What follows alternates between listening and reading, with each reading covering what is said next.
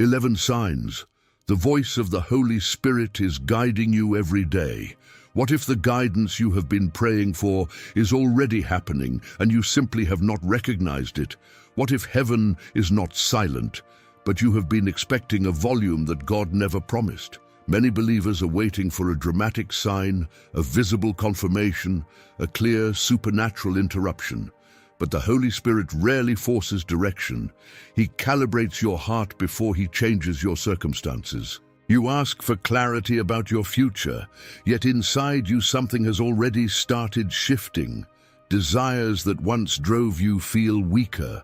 Conversations affect you differently. Decisions that used to feel simple now carry weight. You think you are confused.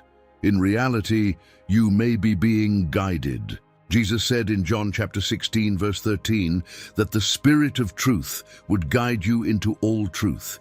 Notice the word guide, not push, not drag, guide. Guidance implies relationship, sensitivity, movement.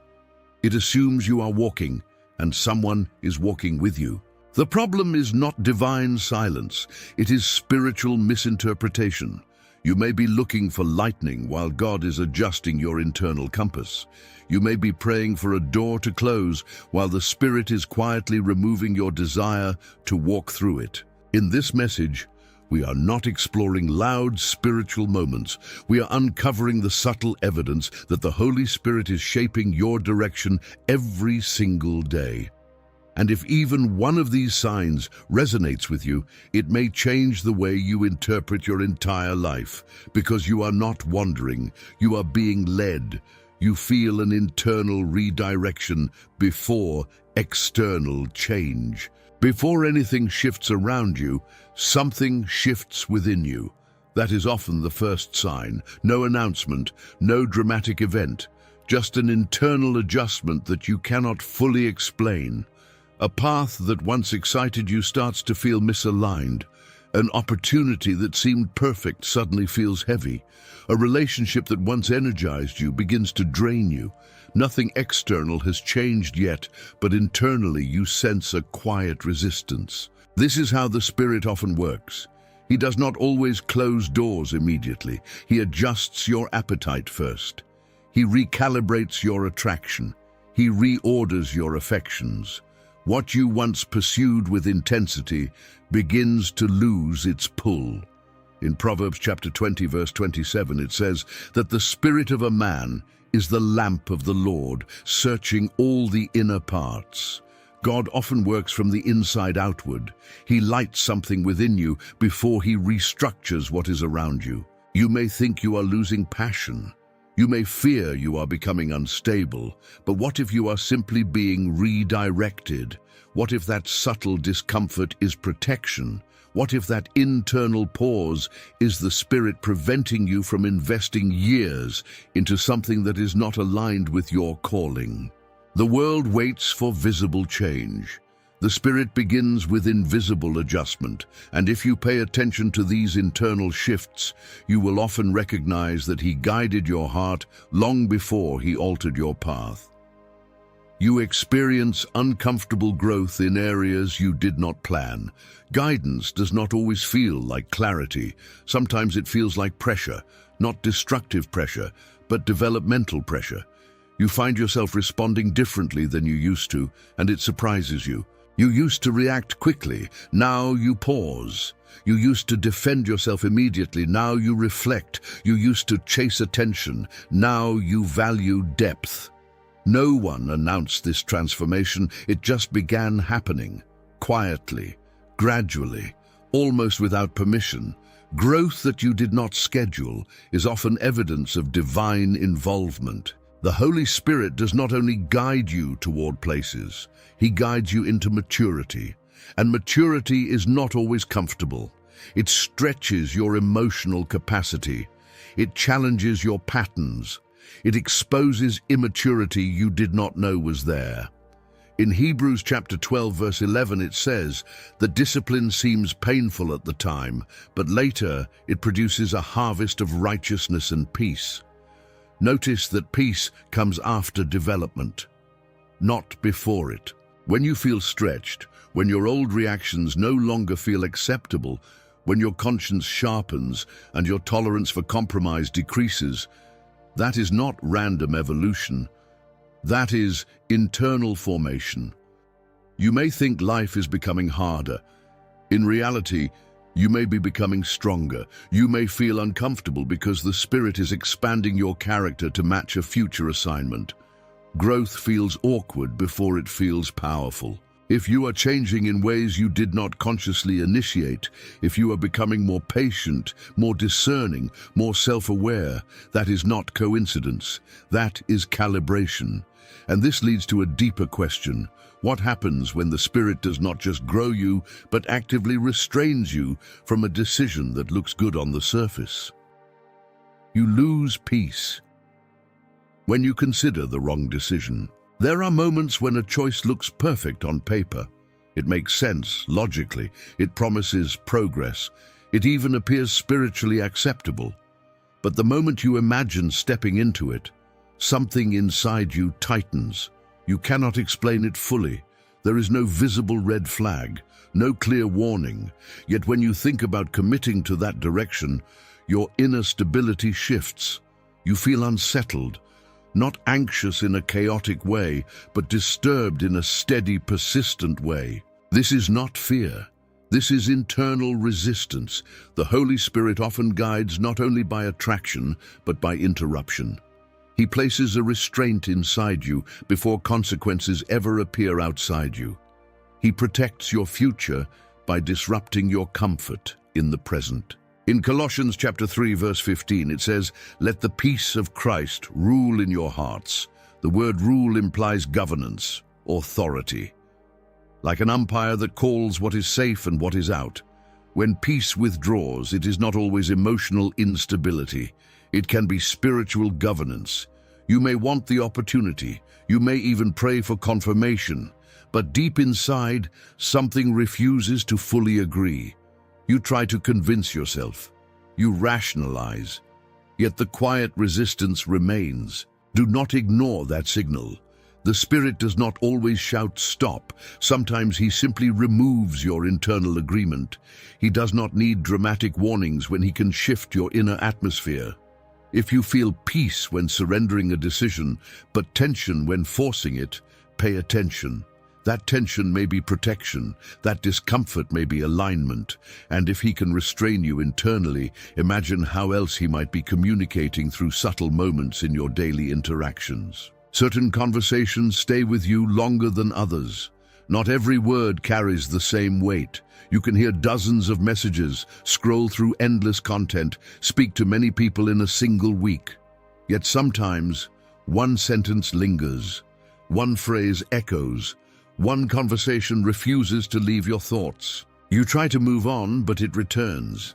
Not in a haunting way, but in a persistent way. It replays while you drive. It surfaces while you pray. It interrupts your routine moments.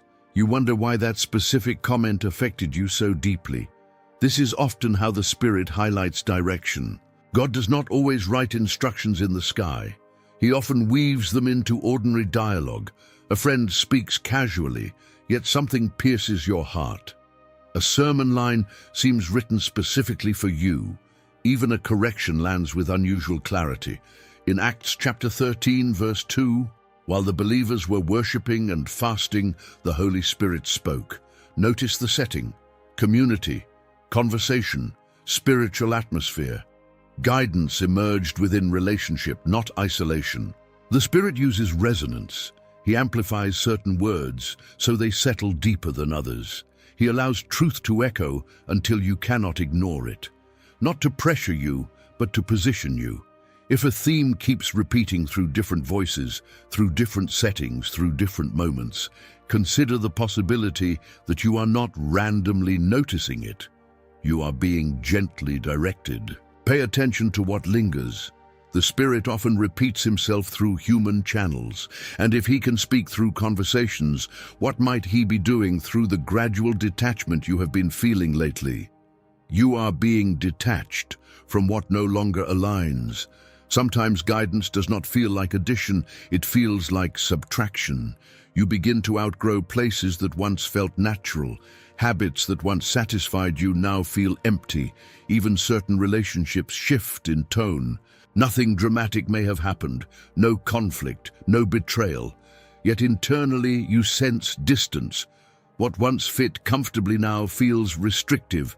You try to revive the old enthusiasm, but it does not return the same way. This is not always loss.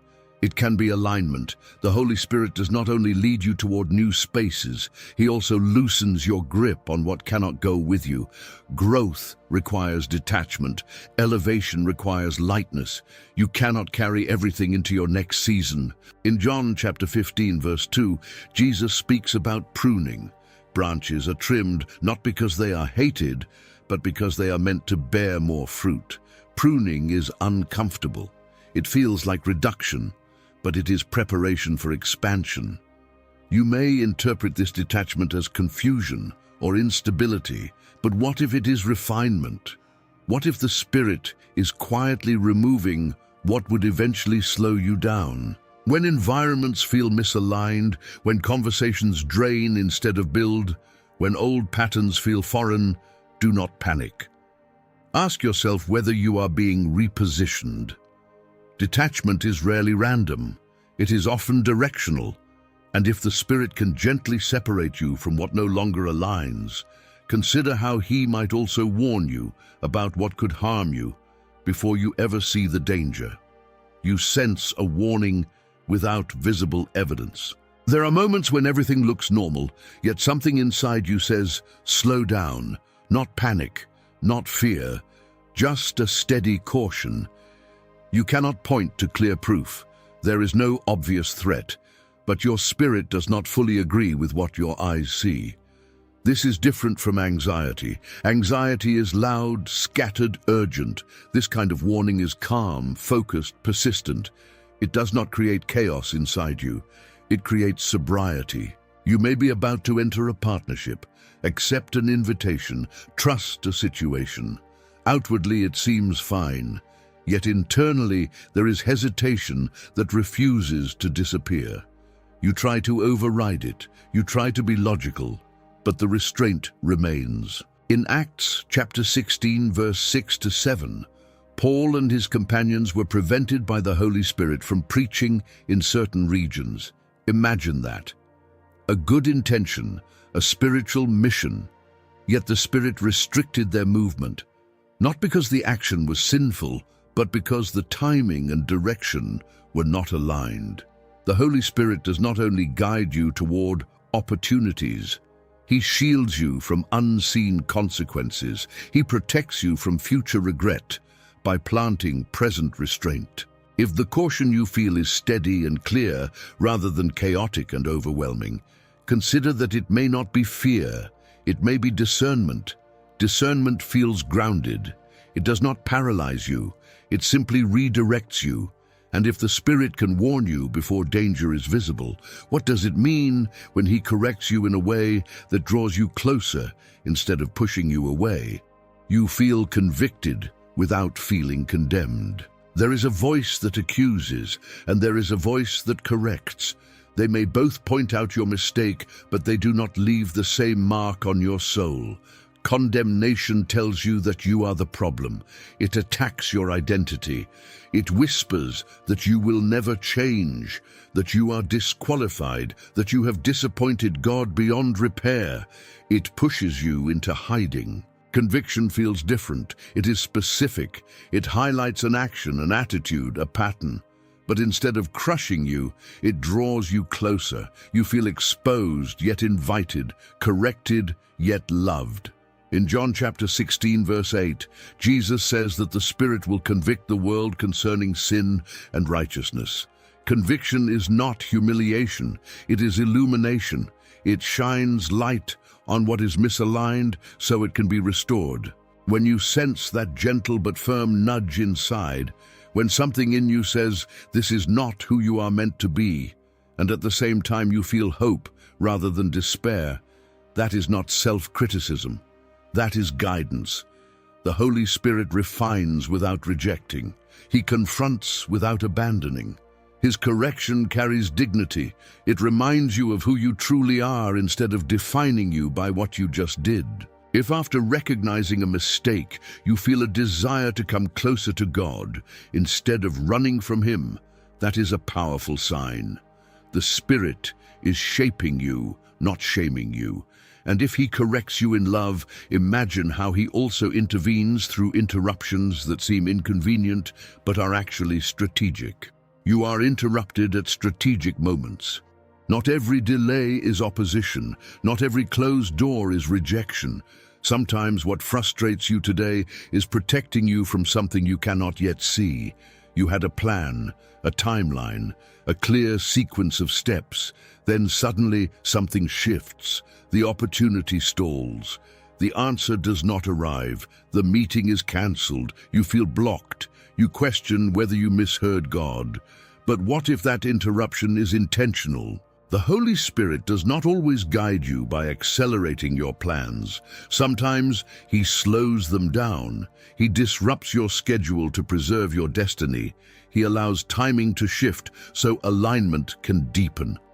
In Acts chapter 8, verse 29, the Spirit tells Philip to approach a specific chariot. That moment of redirection created a divine encounter that would not have happened if Philip had simply followed his original route. Timing mattered. Positioning mattered.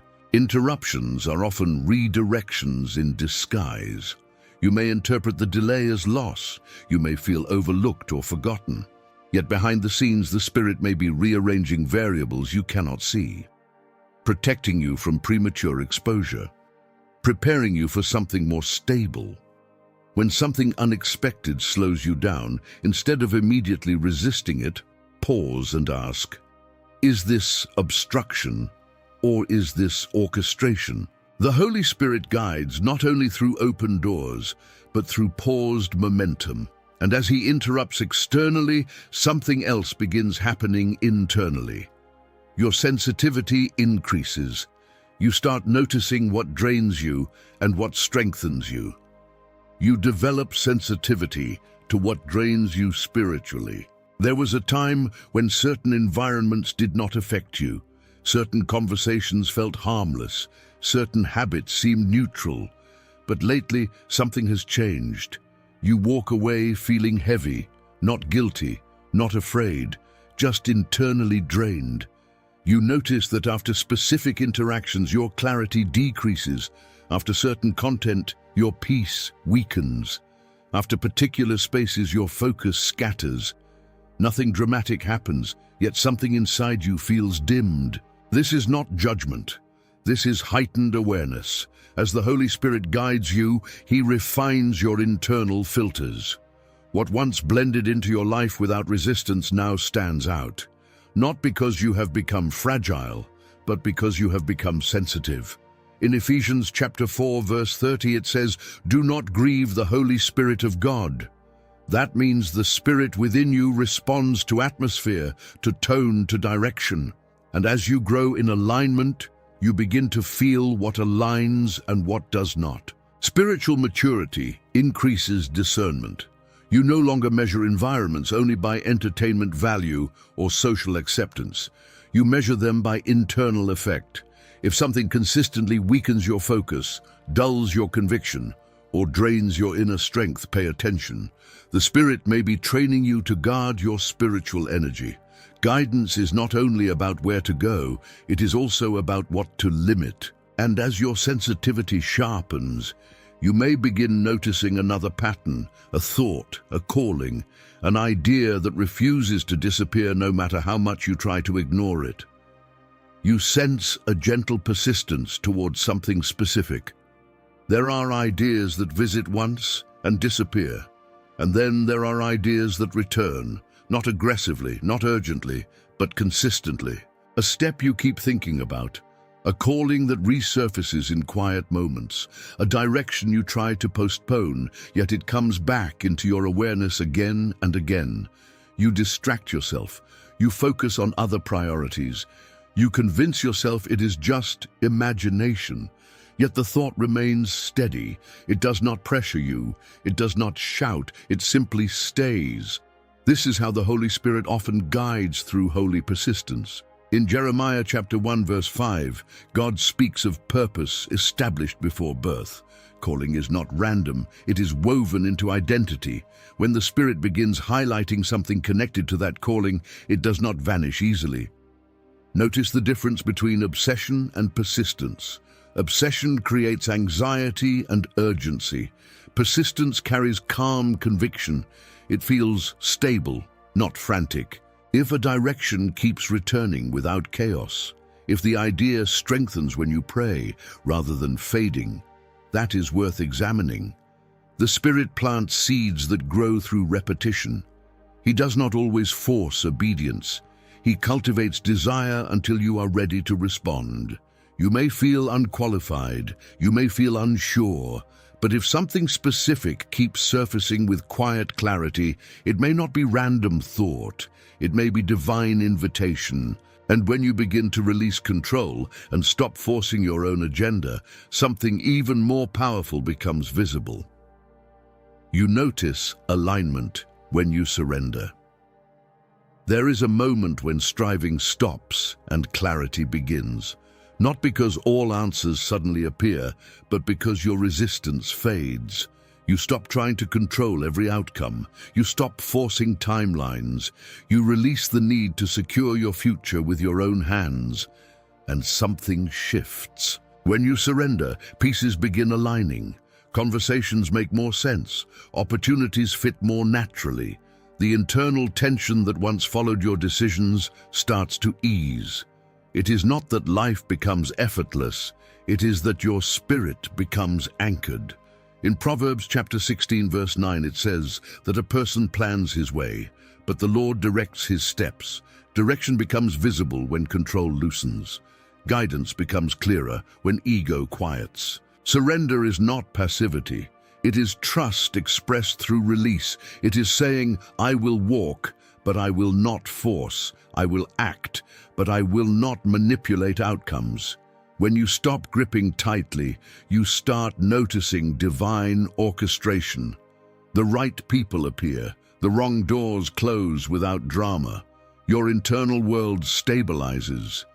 Alignment is one of the most mature signs of guidance, not emotional excitement, not dramatic revelation, but steady coherence between your inner peace and your external steps. Powerful closing. You are not unled. Look at your life again through this lens. The internal shifts, the uncomfortable growth, the restrained decisions, the resonating conversations, the detachment, the warnings, the loving conviction, the interruptions, the heightened sensitivity, the persistent calling, the alignment after surrender. This is not random development. This is guidance in motion. You may not have heard a loud voice. You may not have seen a dramatic sign. But the Holy Spirit has been shaping you quietly, consistently, faithfully. You are not wandering. You are being positioned. You are not directionless. You are being refined. You are not abandoned. You are being led every single day. If even one of these signs reflects your current season, then heaven is closer to your decisions than you realized. The question is no longer, is God speaking?